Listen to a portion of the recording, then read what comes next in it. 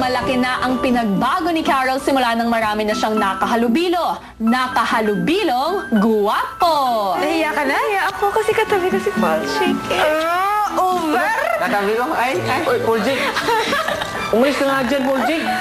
Para tumigil na yung batang yan. Oh, no. Kung sabihin ni Kuya na magtabi kayo tulog, okay lang sa'yo. Oo naman.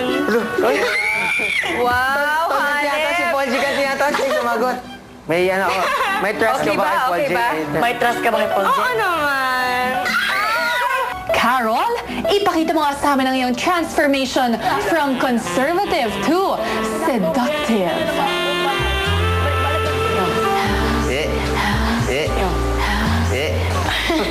My God! Nako, mukhang totoo na nga yatang nagbago na si Carol. Iba na ang kinikilos eh. Chiki-chiki-chiki-cha. sorry. Pache, pusoy. Chiki-chiki-chiki-chiki-cha. At para mas maniwala kayo, eto pa. La la la la. Maninin mo ang pagkakas.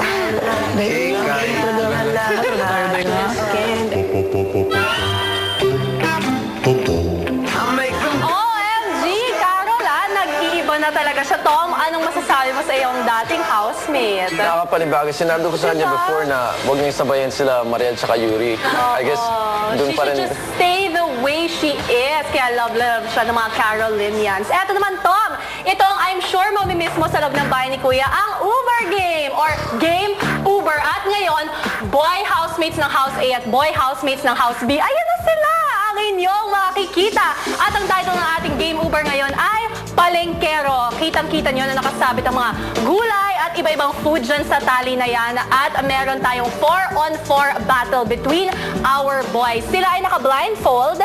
Tapos, tatlo yung naka-blindfold. Tapos yung isa, parang magiging coach nila. Kung forward, left, go! Housemates, alisin niyo na ang blindfold.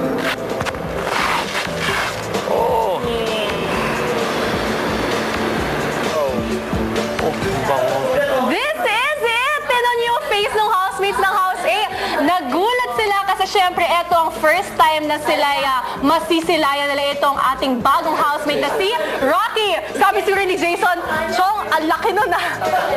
Oo, sobra. Nagulat siya. Ayan na nga guys and girls. I'm sure natutuwa kayo sa ating bagong housemate na si Rocky.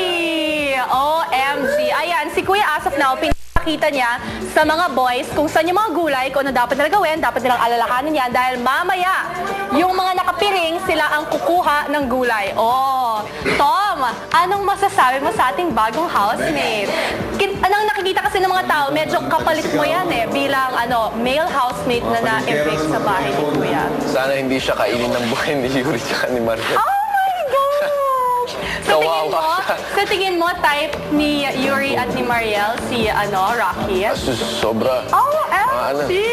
Eto na nga. Kawawa siya. Hindi naman. Strong naman yan si Rocky. Go! Eto na nga.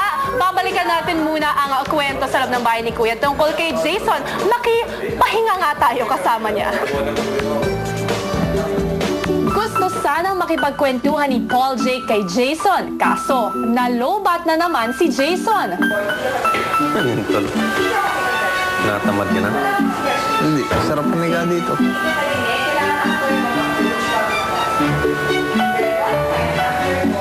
Lumipat ako doon, ang ingay. Ang ingay doon. Saan? Ni Isay, tsaka ni Rika. Kanta ng kanta.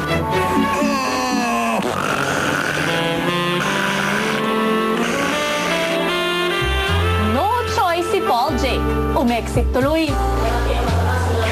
Ano pa nga ba ang kasunod dito? Alam niyo na siguro. Ha ha ha! Total madalas mong lokohin si Melissa, ikaw naman ngayon ang pagtitripan niya.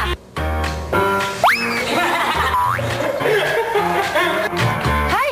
Tulog pa rin!